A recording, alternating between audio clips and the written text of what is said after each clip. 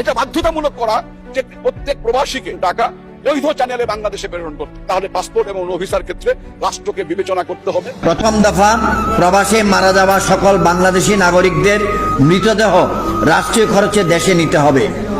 দ্বিতীয় দফা, প্রবাসীদের জাতীয় পরিচয়পত্র ও ভোটাধিকার চাই। তৃতীয় দফা, বিমানবন্দরে প্রবাসী হয়রানি বন্ধ চাই। চতুর্থ দফা, প্রবাসীদের জন্য যুগোপযোগী দ্বৈত নাগরিকত্ব আইন ও পেনশন সুবিধা চাই।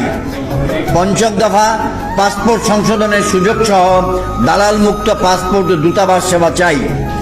ষষ্ঠ দফা, প্রবাসী সুরক্ষা আইন প্রণয়ন ও বাস্তবায়ন চাই। সপ্তম দফা, জাতীয় বাজেট প্রবাসীদের জন্য ন্যূনতম 5% বিশেষ বরাদ্দ চাই। অষ্টম দফা, বিদেশে কাগজপত্রবিহীন প্রবাসীদের বৈধকরণে সরকারের সহযোগিতা